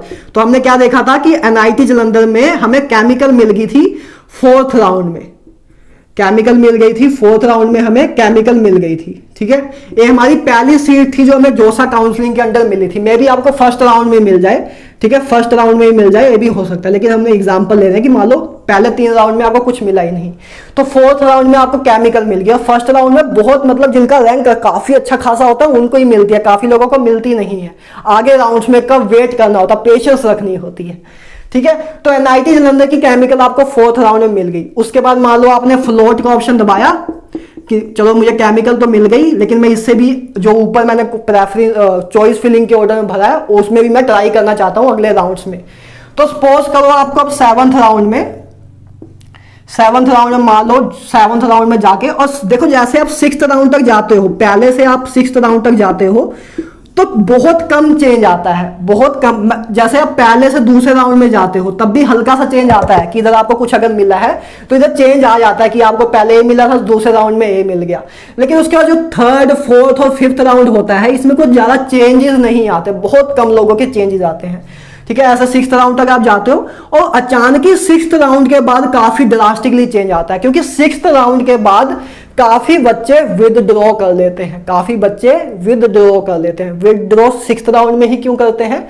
क्योंकि 6th राउंड तक अगर आप विदड्रॉ करते हो, 6th राउंड तक अगर आप विदड्रॉ करते हो तो आपकी फीस रिफंड कर दी जाती है। आपने जो जब आपको सीट अलॉट हुई थी, जैसे आपको 4th राउंड में सीट अलॉट हुई होगी तब आपको फीस पे करनी होती है। अभी कितनी फीस पे करनी होती है अभी बताता हूं। ठीक है, जैसे ही आपको किसी भी राउंड में सीट अलॉट होती है तो आपको फीस पे करनी होती है। जर्नल को लगभग 35,000 रुपए देने होते हैं। ठीक है, अभी से ही अपने घर में बता देना, ऐसा ना हो कि आप सुन लो, आज मेरी वीडियो देख लो और अपने मन के अंदर रखो, घर को ना बताओ। पैसे आपने नहीं देने हैं, अभी हमारी इतनी औकात नहीं है कि हम अपनी फीस दे पाए। तो आप पेरेंट्स को अभी बता देना, नहीं तो पता लगे जिस दिन जोसा काउंसलिंग को 2 दिन रह गए उसके बाद अचानक आप जाते हो मम्मी 30,000 रुपए चाहिए, 35,000 रुपए चाहिए। ऐसे नहीं होता, अभी बता देना, बाद में प्रॉब्लम हो जाती है। ठीक है, अभी बता देना कि 50 से 60,000 रुपए तैयार रखो, लूटने वाले आने वाले हैं। ठीक है, तो 35,000 रुपए जर्नल को देने होते हैं और अगर आप SC ST हो तो 15,000 रुपए आपको देने होते हैं। क्लियर है? ठीक है, इसमें से काफी आपको, मतलब इसमें से 2,000 के करीब जोसा जो है अपनी प्रोसेस का ले लेता है। बाकी जो 33,000 रुपए बचते हैं, वो आपको रिफंड कर दिए जाते हैं, या तो आपकी जो आप जब फर्स्ट अपने कॉलेज में फर्स्ट सेमेस्टर में जाओगे उधर आपकी फीस में एडजस्ट कर दिया जाता है, जैसे भी डिपेंड करता है। रिफंड होने में थोड़ा टाइम लगता है, रिफंड होने में टाइम लगता है। मतलब मेरे टाइम में तो 1 सेमेस्टर के बाद हुई थी, मतलब 6 महीने निकल गए थे, उसके बाद रिफंड आया था। ठीक है, तो ये चीज हो जाएगी। तो आपको फ्लोट करके मान लो MNIT इलाहाबाद में मैकेनिकल मिल गई। ठीक है, अब 7th राउंड आपका फाइनल राउंड है, उसके बाद आप कुछ नहीं होगा। अब मान लो आपको MNIT इलाहाबाद में क्या मिल गई, मैकेनिकल मिल गई। ठीक है, इधर तक हो गया। अब जोसा का काम खत्म हो गया, अब जोसा में बस आपको करना क्या है, जैसे ही आपको फाइनल हो गया, सब कुछ खत्म हो गया, अब आपको पता लग गया कि मेरी फाइनल सीट क्या है, MNIT इलाहाबाद में मैकेनिकल। ठीक है, ये आपको मिल गई। उसके बाद आपको क्या करना होगा, डॉक्यूमेंट वेरिफिकेशन। अब सारा राउंड वाला काम खत्म हो गया कि आपको सीट मिल गई, राउंड वाला काम खत्म हो गया। ठीक है, तो ये सीट मिल गई, आप फिक्स कर दिया, 7th फाइनल राउंड आपका खत्म हो गया। जैसे ही आपके 7 राउंड खत्म होंगे, वैसे ही उसके बाद कुछ दिन के अंदर आपको डॉक्यूमेंट्स अपने देने होंगे, डॉक्यूमेंट्स अपने वेरीफाई कराने होंगे। देखो, जब तक अभी बीच में कोविड स्टार्ट हो गया था, इस करके सब कुछ ऑनलाइन ही होने लग गया था। नहीं तो वैसे नॉर्मली देखें तो डॉक्यूमेंट्स आपको उस पर्टिकुलर रिपोर्टिंग सेंटर में ही जाके कराने होते हैं। ज़्यादातर तो यही होता है, जो आपके आसपास जो NIT है, आपके जो होम स्टेट में NIT है, उसमें जाके आप क्या कराते हो, अपना रिपोर्ट कराते हो, अपने डॉक्यूमेंट्स वेरीफाई कराते हो। जरूरी नहीं है कि जहां आपको सीट मिली है, जैसे फॉर एग्जांपल आप पंजाब में रहते हो, आपको NIT आप पंजाब में रहते हो, लेकिन आपको सीट मिली है MNIT इलाहाबाद में, यूपी में, तो आपका ऐसा नहीं है कि यूपी जाके अपना डॉक्यूमेंट वेरीफाई कराना है MNIT इलाहाबाद में, आप NIT जलंधर में भी जाके वेरीफाई करा सकते हो। क्लियर, मतलब जो आपके घर से नियरेस्ट रिपोर्टिंग सेंटर हो उधर आप जा सकते हो। क्लियर है, ठीक है। तो डॉक्यूमेंट्स आपको वेरीफाई कराने होते हैं, और अगर मतलब मैक्सिमम चांस तो ये है कि ऑनलाइन ही हो आपके टाइम पे, जैसे हमारे टाइम पे हुआ था। तो ऑनलाइन में कुछ नहीं करना होगा, बस आपको PDF अपने जो डॉक्यूमेंट्स हैं उनको स्कैन करके PDF बना के बस उनके पोर्टल पे जहां वो कहेंगे कि इधर अपलोड कर दो, उधर अपलोड कर देना, काम खत्म। डॉक्यूमेंट्स अगर आप, अच्छा डॉक्यूमेंट्स की बात कर लेते हैं, तो डॉक्यूमेंट्स आपको कौन कौन से चाहिए, तो मैं लिख देता हूं एक बार। ठीक है, कि डॉक्यूमेंट्स आपको कौन से चाहिए। ठीक है, डॉक्यूमेंट्स लिख देता हूं कि डॉक्यूमेंट्स यार अभी बनवा के रख लेना, 1-2 दिन पहले डॉक्यूमेंट्स नहीं बनते, बाद में दिक्कत हो जाएगी। एक तो यार 10th की मार्कशीट आपको चाहिए। ठीक है, कि आपका DOB देख ले हो। ठीक है, कभी कभी आधार कार्ड का भी ऑप्शन दे देते हैं कि अगर आपके पास 10th की मार्कशीट नहीं है तो आप आधार कार्ड भी लगा सकते हो। ठीक है, दूसरा ऑप्शन है आपका 12th की, दूसरी चीज आपको क्या देनी है, 12th सर्टिफिकेट। ठीक है, 12th का सर्टिफिकेट देना है आपको। ठीक है, क्योंकि 12th में पास होना तो जरूरी है ना, तभी तो BTech करोगे। ठीक है, उसके बाद आपका आता है कैटेगरी सर्टिफिकेट। अगर आप जर्नल हो तो कोई दिक्कत नहीं है, बाकी अगर कैटेगरी बिलोंग करते हो तो आपको कैटेगरी सर्टिफिकेट देना होगा। और अगर कैटेगरी में आप SC ST हो फिर तो कोई दिक्कत नहीं है, जो आपका सर्टिफिकेट है वही लगेगा। लेकिन अगर आप EWS या OBC हो, EWS या OBC हो, तो आपका जो सर्टिफिकेट है वो 1 अप्रैल के बाद वाला होना चाहिए। कि मतलब 1 अप्रैल 2021 के बाद बना हो, उससे पहले वाला नहीं चलेगा। और SC ST हो तो जब मर्जी बनाओ तो चल जाएगा, उसमें तो कोई डेट का दिक्कत नहीं होती ना। EWS OBC का बेचारों को हर साल बनाना होता है। जर्नल हो फिर तो कोई दिक्कत नहीं है। ठीक है, वैसे ही आप बहुत कष्ट भोग चुके हो जर्नल वाले, अब कैटेगरी बनाने का कष्ट नहीं भोगना पड़ेगा आपको। ठीक है, तो कैटेगरी सर्टिफिकेट हो गया। उसके बाद आगे आपको मेडिकल सर्टिफिकेट देना होगा। मेडिकल, ये सारे जो फॉर्मेट है ना, जोसा की साइट पे आप जाओगे तो आपको मेडिकल सर्टिफिकेट का फॉर्मेट मिल जाएगा कि फॉर्मेट क्या है मेडिकल सर्टिफिकेट का। ठीक है ना, ये सब आपको मिल जाएगा। और अगर हुआ, मेरे पास टाइम मिला, मैं गारंटी नहीं दे सकता, अगर टाइम मिला तो मैं आपको डिस्क्रिप्शन में भी मेडिकल सर्टिफिकेट, मतलब इन सब सर्टिफिकेट्स के फॉर्मेट दे दूंगा जो भी आपके जोसा में हुए। और यार आप इतने बच्चे थोड़ा हो, जोसा की साइट पे जाके आप देख सकते हो ना, सब कुछ मिल जाएगा। ठीक है, बाकी मैं देने की कोशिश करूंगा अगर मुझे याद रहा। तो मेडिकल सर्टिफिकेट आपको मिल गया। ठीक है, मेडिकल सर्टिफिकेट आपको बना लेना है यार जल्दी, नहीं तो बाद में बहुत दिक्कत होती है। ठीक है, बाद में नहीं तो 1-2 दिन पहले आप सोचते हो सब कुछ करने को, फिर पैसे ही बहुत लग जाते हैं। जहां मेडिकल सर्टिफिकेट आपका 200 से 300 रुपये में बनना होता है। ठीक है, वही फिर आपका फिर इमरजेंसी के कारण आप 5-5 हजार रुपये भी दे देते हो। ठीक है, 5-5 हजार रुपये भी रिश्वत दे देते हो कि भाई जल्दी बना दे यार, कुछ तो कर, मेरी काउंसलिंग कैंसिल हो जाएगी, सीट कैंसिल हो जाएगी। तो इनको पहले ही बनवा लेना यार, मेडिकल सर्टिफिकेट वगैरह ये सब तो पहले से बने होंगे। ठीक है, कैटेगरी सर्टिफिकेट नहीं बना है तो बनवा लेना पहले ही मेडिकल सर्टिफिकेट। एडमिट कार्ड तो आपको आपके पास हो गई, एडमिट कार्ड भी अपलोड करना होता है। उसके बाद ठीक है, ये सारी चीजें आपकी काउंसलिंग में इतने ही सर्टिफिकेट लगते हैं, इसके अलावा कुछ खास नहीं लगता। इसके अलावा दो सर्टिफिकेट ऐसे हैं, इसके अलावा दो सर्टिफिकेट ऐसे हैं, जब आपका काउंसलिंग का काम खत्म हो जाता है, काउंसलिंग का जब काम खत्म हो जाता है उसके बाद जब कॉलेज का काम आता है, अब कॉलेज का काम आ गया तो कॉलेज आपसे मांगता है दो सर्टिफिकेट और, एक होता है माइग्रेशन सर्टिफिकेट, एक होता है माइग्रेशन सर्टिफिकेट। ठीक है, एक कहां मिलता है भैया, ये आपके जहां से आपने 12th पास की है और स्कूल आपको देता है माइग्रेशन सर्टिफिकेट। हमको तो हमारे टीचर ने अपने आप ही दे दिया था, और काफी स्कूल्स में खुद जाके मांगना पड़ता है कि भाई साहब दे दो, कैसे क्या कर रहे हैं, मेरी काउंसलिंग है। तो माइग्रेशन सर्टिफिकेट चेक कर लेना आपके पास, आपको दिया है कि नहीं, आपके 12th के टीचर्स ने, क्लास इंचार्ज ने, या नहीं दिया है तो अभी ले लेना, बाद में दिक्कत हो जाएगी, बाद में आप ढूंढते रह जाओगे, क्लास इंचार्ज कहीं पिकनिक पे गए होंगे। ठीक है, तो ये हो गया माइग्रेशन सर्टिफिकेट चाहिए, और एक चाहिए आपको इनकम सर्टिफिकेट। ये दो चीजें आपको कॉलेज वाले ही मांगते हैं, माइग्रेशन सर्टिफिकेट और इनकम सर्टिफिकेट। इनकम सर्टिफिकेट आपको तब चाहिए, इनकम सर्टिफिकेट, पहली बात तो इनकम सर्टिफिकेट चाहिए किसको, SC ST को नहीं चाहिए इनकम सर्टिफिकेट, SC ST को इनकम सर्टिफिकेट नहीं चाहिए, उनको नहीं देना है। देना किनको है, जर्नल, EWS और OBC को, और इनमें भी किनको, इन 3 कैटेगरी के स्टूडेंट को देना होता है, और उनको, उनमें से भी उनको जिनकी घर की इनकम, फैमिली इनकम 5 लाख से कम है, 5 लाख से कम है, 500K से कम है, 5 लाख से कम आपकी अगर इनकम है, तब आपको इनकम सर्टिफिकेट बनाना होता है कि अगर आप स्कॉलरशिप लेना चाहते हो, फीस अपनी कम करवाना चाहते हो, ऑटोमेटिक प्रोसेस होता है ना। अगर आपकी 1 लाख से कम इनकम है तो आपकी 100% फीस माफ होती है, ठीक है, जो कॉलेज फीस होती है। अगर 1 लाख से 5 लाख के बीच में होती है तो आपको 33% ही फीस देनी होती है। अगर 5 लाख से भी ज्यादा है तो आपको 100% ही फीस देनी होती है। तो अगर आप जर्नल, EWS या OBC को बिलोंग करते हो और आपकी फैमिली इनकम 5 लाख से कम है, तब आपको इनकम सर्टिफिकेट बना लेना, नहीं तो बहुत फीस देनी पड़ जाती है। ठीक है, तो ये दो सर्टिफिकेट आपसे वो मांगेंगे आपके कॉलेज वाले। ठीक है, तो बेसिकली ये कुछ इंपॉर्टेंट सर्टिफिकेट हैं, 10th की मार्कशीट, 12th की कैटेगरी सर्टिफिकेट, ठीक है, इनकम सर्टिफिकेट, मेडिकल सर्टिफिकेट, इसको बना लेना, मेडिकल, इनकम।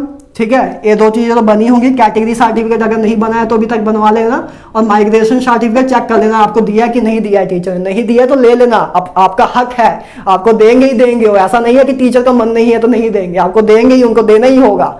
ठीक है ना, क्लियर है, और इसमें कोई पैसे भी नहीं लगेंगे, इनमें पैसे लगेंगे। ठीक है, तो ये सारा काम था यार, ये सारा आपका जो सा काम था, बस इसको आप डॉक्यूमेंट्स भरोगे, उसके बाद एक बार अपने मतलब जो आपके कॉलेज है उनको माइग्रेशन सर्टिफिकेट और इनकम सर्टिफिकेट दे दोगे। ठीक है, ऑनलाइन ही दे दोगे। उसके बाद आप बस फर्स्ट सेमेस्टर की फीस पे करोगे, देन आपका कॉलेज जो है स्टार्ट हो जाएगा, क्लासेस आपकी स्टार्ट हो जाएंगी।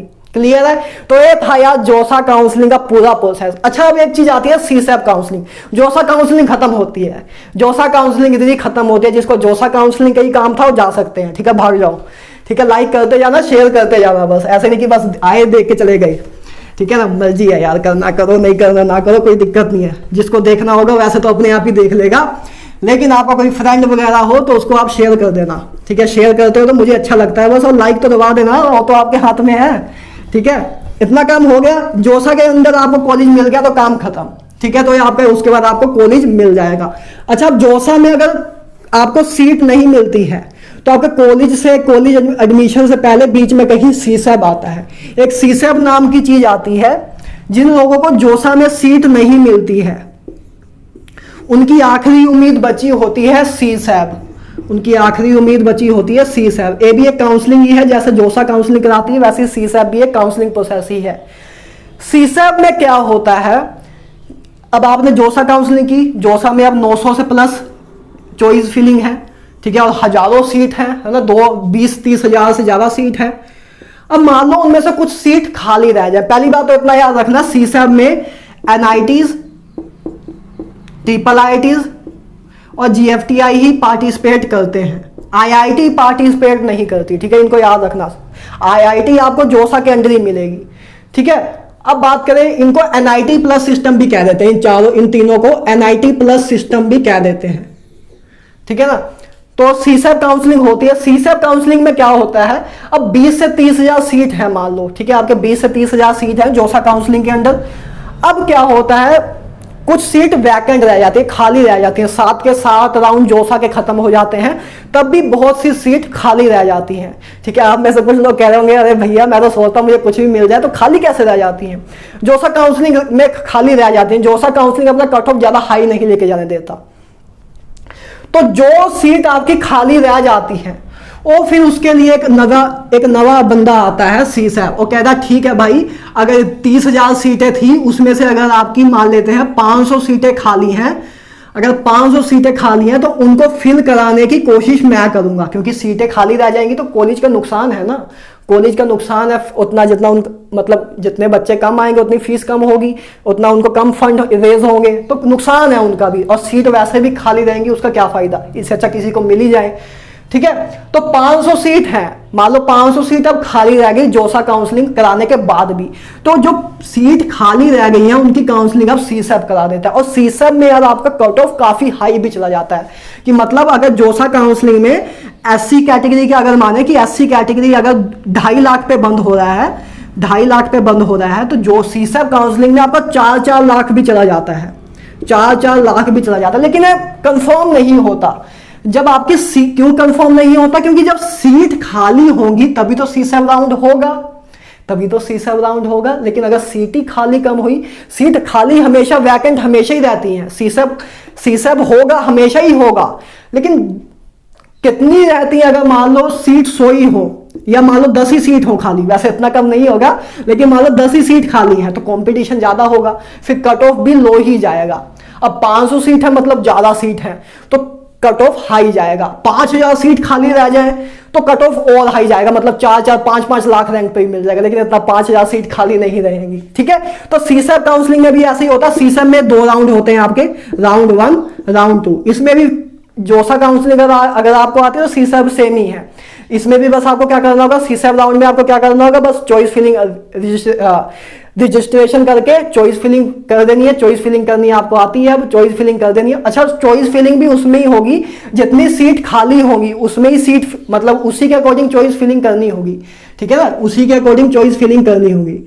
तो चॉइस फिलिंग करोगे, उसके बाद एक बार आपको मॉक सीट अलॉटमेंट दिखा देंगे। ठीक है, उसके बाद फाइनली आपको फर्स्ट राउंड में या सेकंड राउंड में अगर सीट मिलेगी तो बस आप सीट लोगे, अलॉटमेंट लेटर को डाउनलोड करोगे। ठीक है, अलॉटमेंट लेटर को डाउनलोड करोगे, फीस अपनी पे करोगे, सीट एक्सेप्टेंस फी पे करोगे और दैट्स इट, काम खत्म करोगे। ठीक है, तो ये होता है सीसैप राउंड का काम, ये होता है सीसैप राउंड। सीसैप में बस, सीसैप में अगर आपका रैंक लो है तो आपको यार सीसैप राउंड ट्राई कर लेना चाहिए, सीसैप राउंड ट्राई कर लेना चाहिए। इसमें थोड़ा पैसों का रिस्क होता है क्योंकि इसमें पैसे रिफंड नहीं हो पाते हैं, जो आपने एक बार दे दिया। जोसा में तो रिफंड हो जाते हैं 6th राउंड तक, इसमें रिफंड नहीं हो पाते। ठीक है, लेकिन हाँ इसमें आप ट्राई जरूर कर सकते हो, इसमें आप ट्राई जरूर कर सकते हो। ठीक है, तो सीसैप जोसा की तरह यह सीसैप बस रजिस्ट्रेशन कराओगे, चॉइस फिलिंग करोगे, राउंड 1 राउंड 2 होगा। अगर आपको सीट मिलेगी तो बस अलॉटमेंट लेटर डाउनलोड करके उसके बाद कॉलेज आपसे माइग्रेशन सर्टिफिकेट, इनकम सर्टिफिकेट मांगेगा, उनको दोगे, फर्स्ट सेमेस्टर की अपनी फीस पे करोगे, दैट्स इट, सीसैप खत्म। अब जाओ आप भी कॉलेज में जाके अपनी प्रिपरेशन करना स्टार्ट करो बीटेक की। क्लियर है, बीटेक की स्टडी करना स्टार्ट करो। तो ये था यार पूरा आपका काउंसलिंग प्रोसेस, ये था आपका पूरा काउंसलिंग प्रोसेस। आई होप सब चीजें क्लियर होगी हो। अच्छा, एक डाउट और रहता है होम स्टेट का, कि भैया मेरी होम स्टेट क्या होगी।